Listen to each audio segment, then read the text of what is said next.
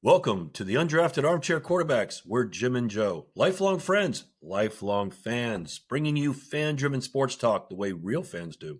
No overpaid experts, no scripted analysis, just honest takes on the games, players, and the big stories shaping sports right now. And we want you to be a part of it too. Drop your comments, questions, and takes. We'll read them all and we'll bring them into future shows. So please hit like, subscribe, and join our conversation every week for free on YouTube, Spotify, and wherever you listen. Good morning, Joseph. What's happening, Jim? Good to see you, man. I hope you had a great Halloween weekend. I did. Thank you very much. And Yes. we'll get into the sports talk, but I do have to take a very quick mention. Congratulations to you and Chrissy. You are celebrating your 24th wedding anniversary today. That is correct. Woo-hoo! Thank you very much. Thank you. 24, Ricky Henderson, Jeff Gordon. I know one thing, marriage is not easy, right? Anybody who's married, whether you're married for a day or 50 years, takes work, it takes effort on both parts, but I don't think it's 50-50. I can honestly say, Chrissy, my beautiful wife, she's got the raw end of the stick on that one. She's putting in the work, I can tell you that. It's been a pretty easy 24 for me, not so much for her. So thank you, honey. I appreciate it. Really appreciate that. Wow. What a great weekend of sports. Particularly speaking, you have to lead off with the World Series. Best one ever? Probably, maybe. I don't know. Congratulations, Jim. Your cup, your hat, your shirt, your jersey, your Dodger dog. You pulled out everything to pull your team across the finish line, and it looks like it all worked.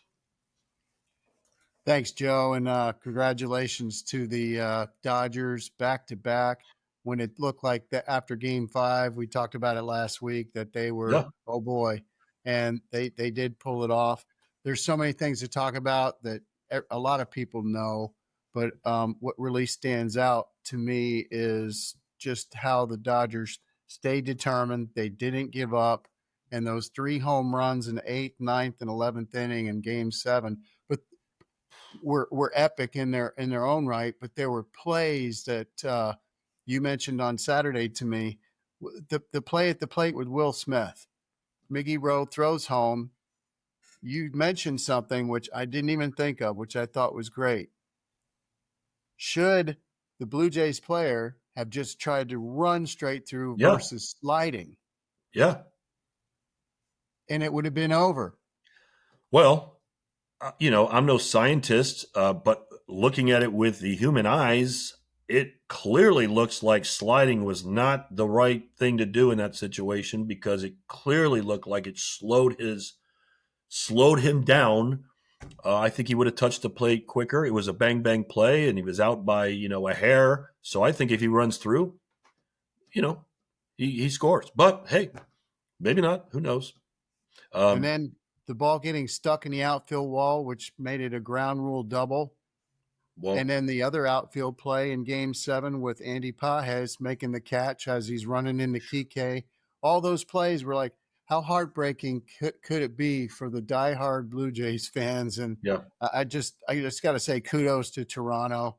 Yes, I'm happy about the Dodgers repeating as world champs, but I feel very, very lucky. And so do the Dodgers. There were a lot of players that said, hats off to the Blue Jays. And the last thing I just wanted to mention was what a class act by the Blue Jays relievers, putting number 51 as a tribute to the player for the Dodgers out of the bullpen, Alex Bestia, and his wife going through a personal matter, deeply personal matter. And he couldn't pitch in the World Series because of it, and rightfully so. So kudos again to the Blue Jays. Classy team, classy organization. Felt really bad for them.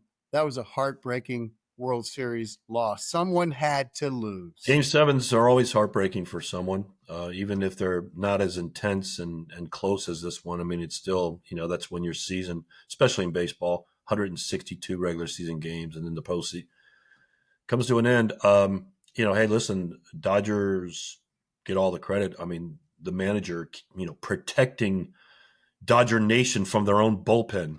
I mean, Yamamoto, pitches 6, comes in, pitches 2 1/3 to save the game. I mean, what? And then the heroes, it's just Rojas hasn't had a hit since October 1st. Think about that. Not even a hit since October 1st. Comes in and delivers a clutch homer at a very high stakes moment. It's just unbelievable, really. You could break this game down, the whole series down into, little tiny, bits and pieces, and every one of them would be a nugget that you'd enjoy. It's just, Smith. It's really just kind of a crazy thing, and I feel sorry for Toronto and their manager looks like a great guy. Yeah. It's the way baseball is. Yamamoto, man. When you pitch, you go 3-0 in the series with a 1.09 ERA. What a freaking weapon! Unbelievable, man. Yeah. Don't forget, he got to have a bases loaded jam in the 9th. Bases loaded. He comes in at a bases. Good for him. He deserved the MVP, no question about it. So, hey, I want to mention a couple things about the season itself. I was looking at just some different parts of the 2025 season, and it's really kind of amazing, really, when you look at the whole season as a whole, because all we talk about really is parity in baseball. And are you able to buy, your way to the World Series and all that? Obviously, Toronto is probably the exception this year, but I was just reading a lot of just, great facts about it. And when you look at, how many teams won 100 games versus lost 100 games, last year there were 4-4. So you had this big gap in the haves and the have-nots. This year, only two teams dropped below, lost 100 games, and nobody hit the 100 mark in wins. So, I think it's kind of getting a little bit better. 17 teams finished at 500 or better. So we'll have to see. We'll keep an eye on this because a lot of people are, clamoring for a salary cap, or there's payroll disparities and all that, and there probably is, but it looks like some of the have-nots are creeping up there as well. So I think overall 2025 season will go down as just a great baseball season. And it went down to Game 7. It was a great season. I Couldn't love have asked for seeing the more. Cincinnati. I love seeing the Cincinnati Reds make the playoffs. Yep. I Yep. wanted the A's to make it too, but what a great season the A's had. They looked very, very good this year. Good nucleus on their pitching staff, everything else. But Yep. yes, but it was a great baseball season. And Game 7, which we haven't mentioned yet, except for you said the 11th inning home run with Will Smith that went to extra innings. Of course it did. Of course it did. Of course it did. Hey, listen, Yamamoto and starting pitching is alive and well. There was some people were saying, the day of the dominant starting pitcher, the Roger Clemens and the Bob Gibsons, those days are kind of ending, and it's now more about, 5 innings and get your bullpen in there and the young arms. Well, I'll tell you what, with your Savage and watching Yamamoto, I was reading a very interesting stat the other day about Skeens for Pittsburgh, probably the lowest payroll in major leagues. I mean, he won't be there very long. But since 1912, only 8 pitchers have made 20 starts and posted a sub 200 ERA, a sub 2 ERA. And Skeens has done that twice. His first 2 seasons. It's amazing. 23-year-old. Clayton Kershaw was the other one recently to do it at 23 as well. And it's interesting, too, because Skeens did it last year. He had over 100 pitches, over 100 miles per hour. This year he dials back, figuring out pitching a little bit more. Only had 13 pitches all year over 100 miles an hour, so he's throwing it a little slower, but still managed that. 20 starts, ERA under 2. That's it's pretty amazing. So kudos to 2025 baseball season. We got to sit back now and wait 4 months or so till pitchers and catchers report again. Yeah. But congratulations to – it's funny, every year you and I have always called each other or now texting each other on that glorious day when pitchers and catchers report. So congratulations to the Dodgers, and we'll look forward to next year. That's for sure. Yes, sir. Pitchers and catchers report in the middle Love of it. February. Looking forward to it. Love it. There was more going on than the World Series this weekend, although that probably captured everybody's headlines. But in the NFL, there were some eye-catching games. That's for sure. Not mentioning the Dolphins Ravens game Thursday night. I'm past Oh, that. But yes, just a quick mention. This morning the news came out that the Dolphins have traded Jalen Phillips to the Eagles for a third round draft pick. So after they fired the general manager Chris Greer, it doesn't look like they're going to sit back and wait to start making their moves. Let's hope they have a much better 2026 as well. yeah.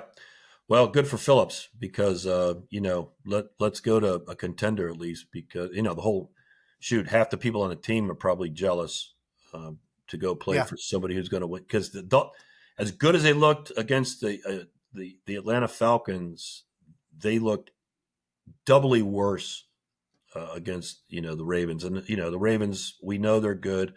I thought it interesting before the game started. The Ravens had a 52% chance of winning the division before the game started. They're last place, and after that win, they're now like 64% chance of winning the division. So, they're a good team, but Dolphins, God, they just look terrible. Just look, Awful. they were awful. McDaniel's quote coming out of halftime, I remembered it. He said something like, we got to stop playing two teams. We're playing two teams at the same time. We need to play one team because the other team they're playing is themselves. They can't get out of their own way, but I thought it was a very good quote. I think they even mentioned it on the broadcast because kind of caught your ear. Al Michaels was like, wow, did you hear what he said? That kind of was interesting. Other games of interest, obviously the Bills, Chiefs, whether it delivered the intensity that we were looking for, I'm not sure, but 28-21, I don't think Buffalo, it never looked like the Bills were in jeopardy of losing. No. Mahomes 250, no TDs. He had a passer rating of 57.2 in this game. So finally, Josh can say, "Hey, I own you," at least temporarily until the playoffs. But that was Exactly.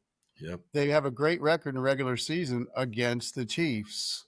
And I don't know exactly what the number is, but I think they're like 10-4 or 10-3 but in the playoffs, 0-4. They've got Yeah, to turn it around. And they all know that. Bills Mafia, yeah, that's all they're thinking about right now this morning is okay, we're probably going to face them again in the playoffs. yeah. Hope they Well, lose before we have to play them, I was just but going to say, probably not. yeah, you're hoping that the way it matches up that you're not playing them. You hope someone else beats them before you have to, because I don't know if Bills fans can take that. But anyways, Buffalo looks good. They continue to look good. Mm-hmm. So and their defense, they're we said before the game. I said that their secondary was very suspect. Obviously, they figured something out because they held Kansas City. It looked like they fixed that back end. So, Yeah. um, other couple games, a surprising game maybe for some. Surprised me. Pittsburgh Steelers, Indianapolis Colts. What did you think about that one? Like I said in the prediction, I think that the Steelers, it was more of a must-win game for them, and they played like it. They played Yes. like it, and Yeah. I'm just the Colts. Also, Daniel Jones had a couple of flashes of looking like the New York Giants, Daniel Jones, but is that really so much his fault, or just the fact that the Steelers had such a good pass rush and just had a lot of pressure on him? And that's how you win games, is with defensive pressure on the opposing team's quarterback. And the Steelers really needed that ball game, and they They got did. it.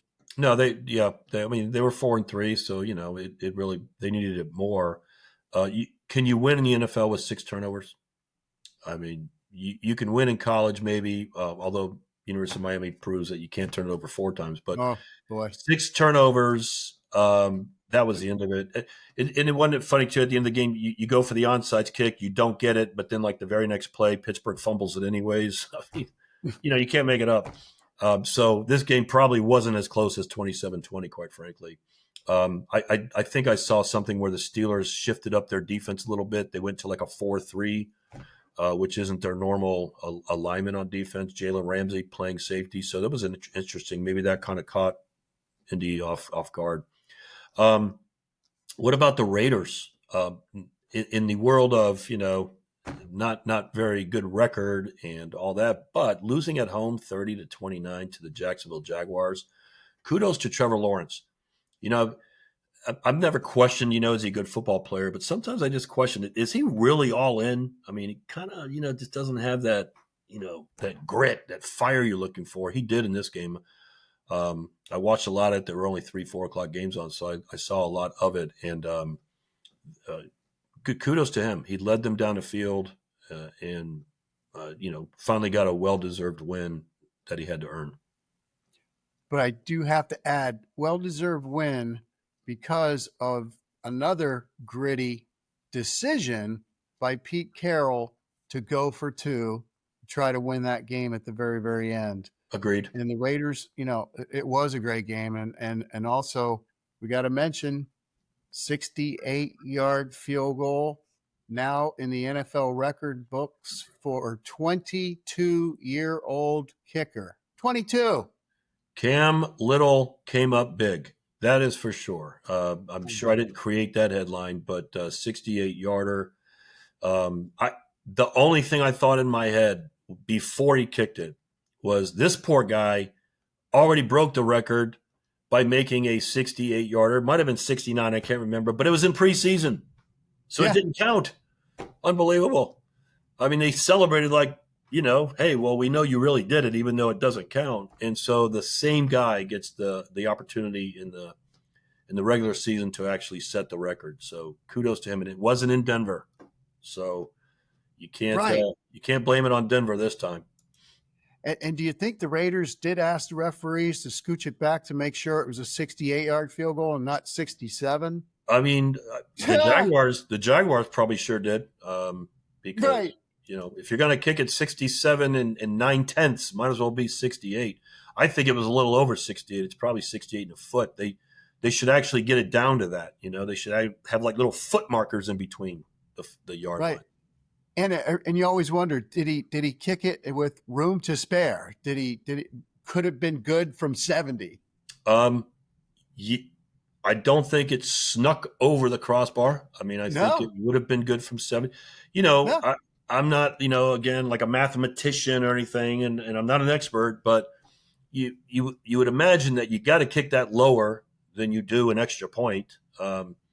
So, who knows how much longer he could have kicked it. I don't think the distance was the issue as much as the trajectory getting blocked, because you can't, you're just going right past hands and right past arms. So probably, I'm not saying there's luck involved, but let's face it, that's the risk. So good for him. Yeah, it was great. Can't believe it was the same guy who did it in the preseason. So it's awesome.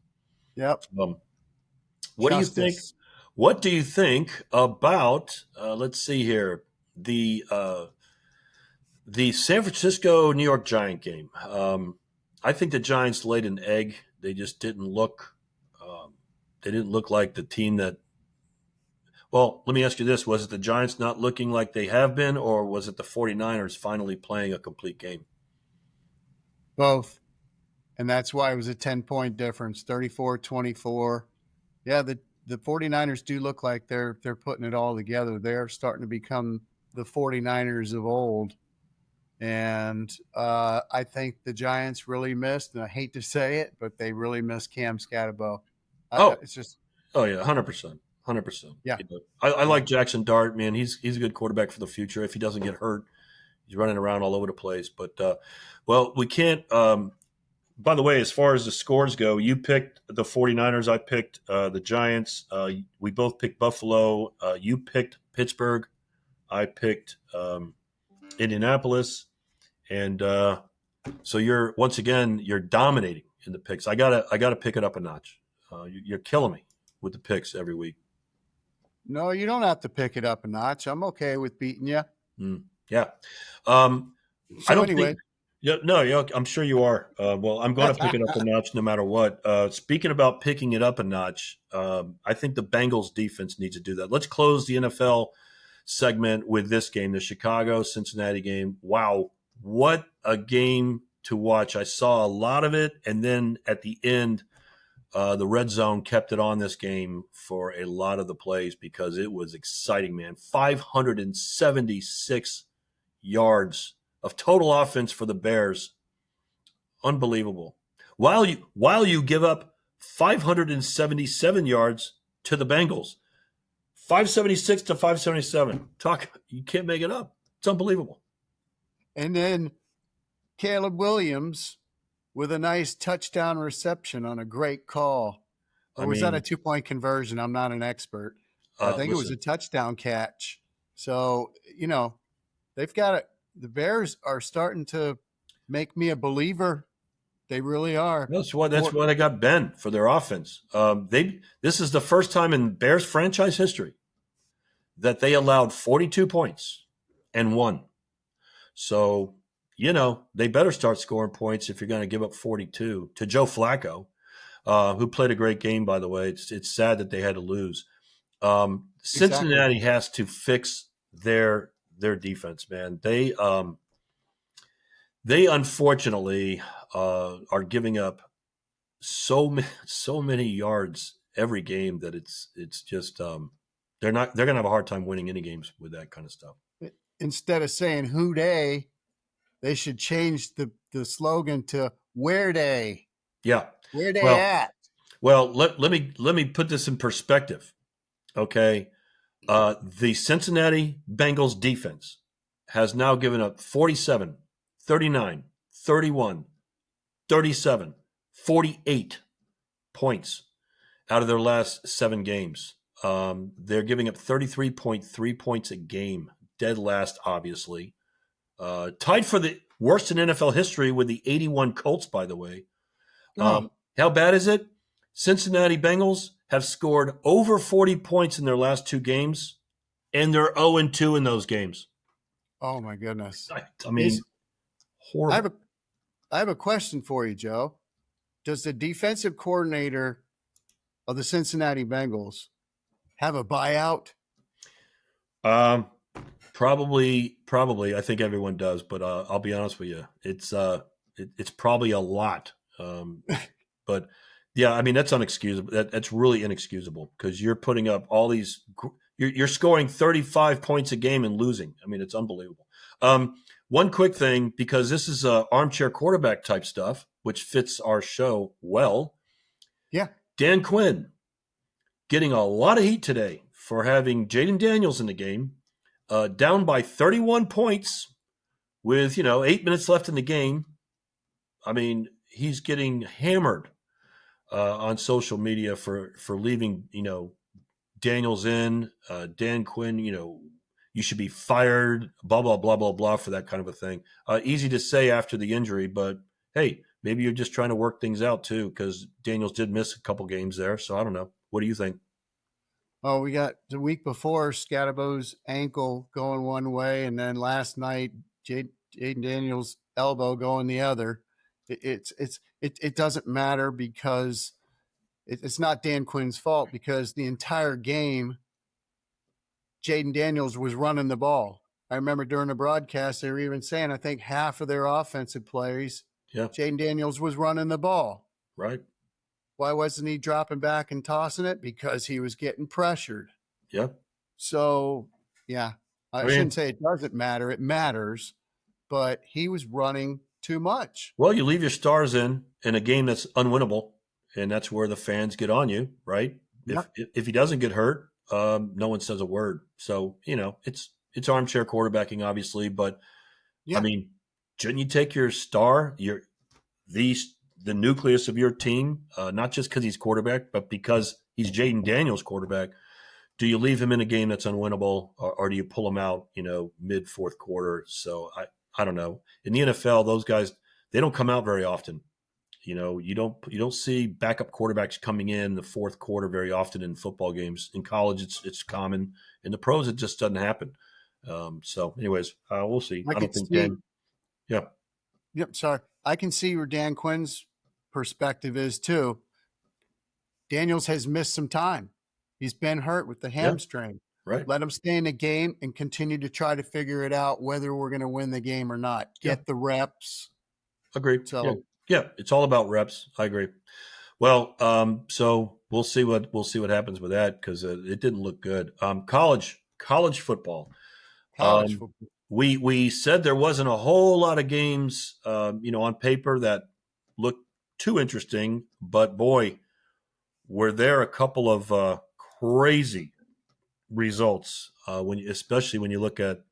I think this is the three top 10 teams lost in the same weekend, and you're like, wow, that's crazy. It's the fourth weekend it's happened this year.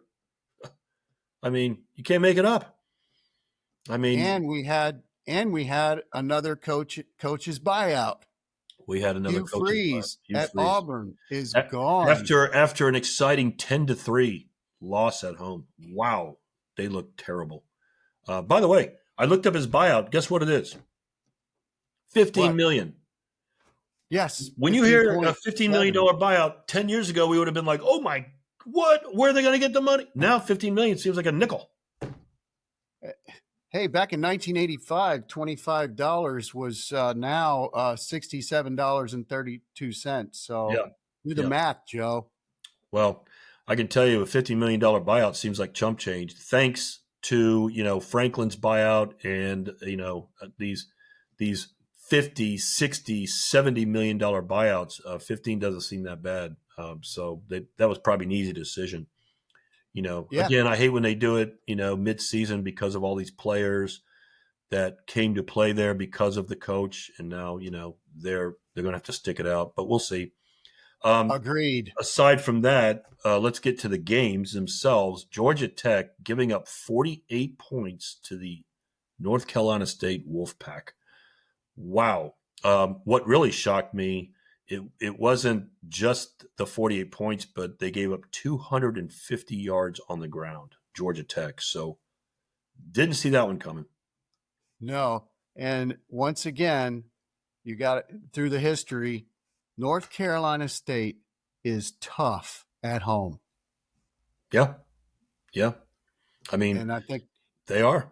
There's no question about it. Speaking of tough at home, not anymore. The Clemson Tigers, wow, losing to Duke 46-45.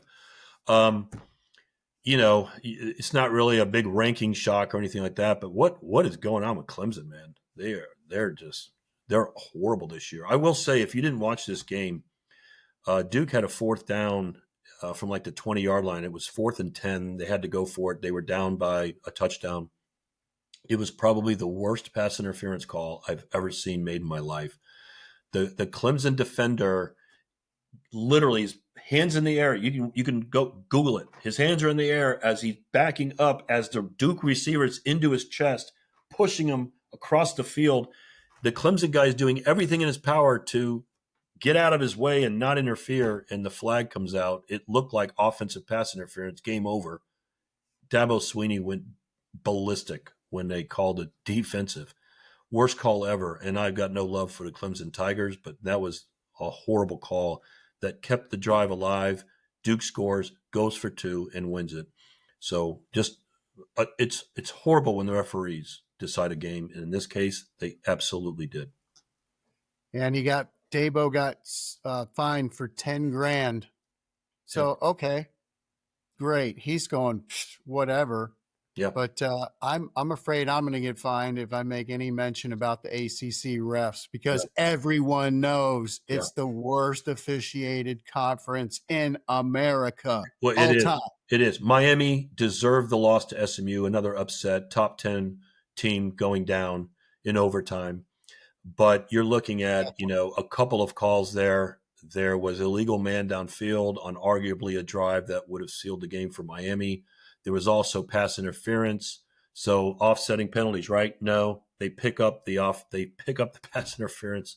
Miami goes back. To end the game, 4th down and 20 for SMU in regulation. They have to score a touchdown. 4th and 20.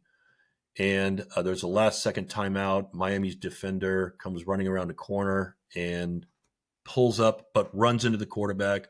Arguably, definitely his fault.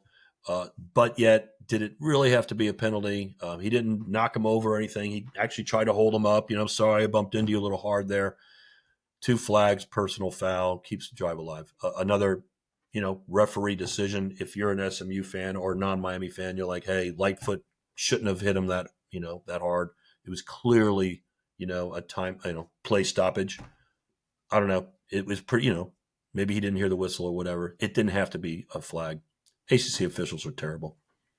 Sometimes I wonder, with Florida State and Miami, because of some of the, Florida State against Florida, the late hits that Spurrier accused Florida State of, Miami with their dominant defense, always hard hitting. Yep. The refs just seem to be a lot quicker to throw the yellow hanky out on the field for any little thing against either school. Yeah. I'm tired of it. Me too. And as a grown man, I try not to blame the officials. It's the officials, that's what kids do. The stupid referees, suck. Well, it's kind of hard not to say that as a grown man because you're watching it. In the Clemson game for sure, and in the Miami game, I mean, that wasn't the only. There was a couple other. Miami had 12 penalties. They deserved to lose the game. Of those penalties, I think 3 were questionable. Whatever.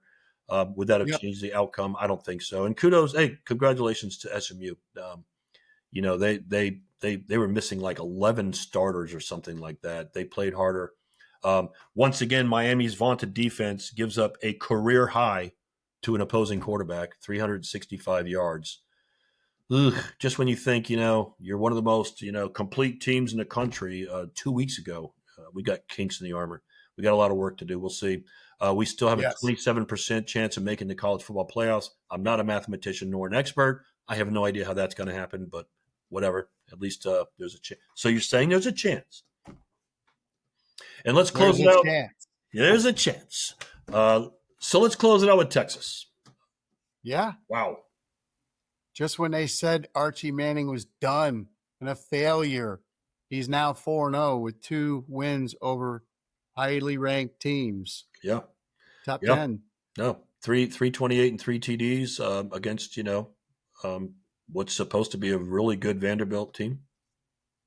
And Vanderbilt was inches away from recovering the onside kick at the end of the game to where they could have had a shot at tying that ball game.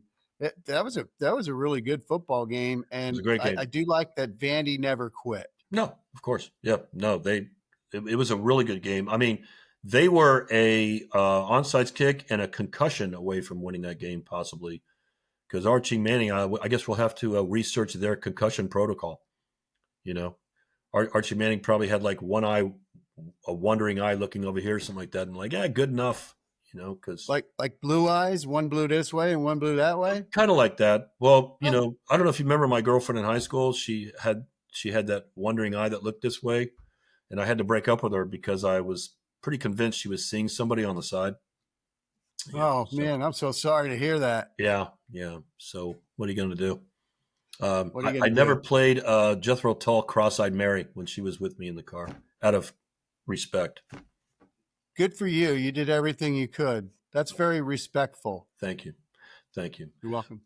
Well, I'll tell you what, that was a good college football weekend. Not the biggest amount of games on the slate, but some key losses for some top 10 teams. You got Georgia Tech, Miami, Vanderbilt, all going down. So, wow. It is a crazy college football season, and we still have like 5 more weeks to go. So it's anybody's game in that top 20 right now. If you're in the top 20, you still are in it. So, and since we're in the state of Florida, do have to do one more mention about another top 10 team, the Georgia Bulldogs. I'll tell you what, got to give Billy Gonzalez, Florida's head coach, some credit. Florida really had them. The Gators came out fighting hard, but once again, Georgia showing their mettle, but it took a excellent call on an off tackle run late for Georgia to get a touchdown to win that game. Yeah. So, No, good call. I watched that game actually. I was actually at an outdoor mall and they had it on a big screen. Of course, I'm surrounded by Georgia fans. People are sick of me saying oh, this. Please just let them lose a game at some point. But whatever. yeah. Um, You were at the second Florida, largest outdoor cocktail I party? was not there in Jacksonville, but if you did go to that game, you were, I mean, treated to a really good game. Surprisingly, because I didn't think Florida had it in them to even make this game close. But I will tell you this: I was watching carefully. 6 minutes to go. Florida's up by 3, 2017. They go for it on 4th and 1. People are saying they should have kicked a field goal that only puts you up 6. Maybe. But Gonzalez goes for it. And if you watch that play, 4th and 1, the running back gets the ball. The entire line compresses to like the right guard. The whole defense and the whole offense are like in that one point, right where the right guard is. The whole left side's open. If that running back just, I don't know if he couldn't see it or if, if Lagaway didn't hand it to him, did like an RPO and ran it himself, whatever. But if it would have just gone off the left side of the center, it would have been a first down. That may have been it. So, hey, not saying anybody's lucky, just saying, it comes down to it's a game of inches in baseball. It's a game of yards in football. So, Yeah. Well, the running back should have had a wandering eye. mm, That's all I got to say. oh yeah. I mean, that could have made it really interesting, but oh well, it was a good game anyways. So yeah, kudos to Florida. We'll see. Gonzalez gets a lot of credit for getting his team ready to play that game. So, well, I think that's about it. Thank you for the happy anniversary wishes. I appreciate it, buddy. Oh, you're more than welcome, and it's a great accomplishment, Yes. and Well, many more to you. thank you. And then one more number 24 that we all know. To me, he's the most famous. There's two of them, Kobe Bryant, Yes. but the other one is the Say Hey Kid, Willie. Willie Mays. Yep. Yep. And there's countless others. I jotted down a few. Charles Woodson, the Charles. Raiders. The Raiders, unbelievable. Yeah. Well, speaking of Willie Mays, known for many, many things. Of course, his beautiful catch, over the shoulder catch, running in center field was one of those things, and that's probably the most appropriate because 24 years ago I made an unbelievable catch when I met and married my beautiful wife Chrissy. So thank you for bringing it up. And Yeah, man. that's it for this episode of the Undrafted Armchair Quarterbacks with Jim and Joe. Thanks for checking us out and hanging with us for some real fan-driven sports talk. And please don't forget your comments are a part of the show. And we love the likes. Drop the comments and likes. We appreciate it. We'll read them in future shows. And be sure to like, subscribe, and catch us every week for free right here on YouTube or Spotify and wherever you listen. Thank you, everybody, for joining us. Have a good one, and we Happy will see you anniversary, later on Jim. the week. Thank you, Jim. Appreciate it, buddy, and we'll see you later on this week, and we'll look at what's coming up next weekend. All right. There you go. All right. Talk to you Salute. soon. See you, man. Go celebrate.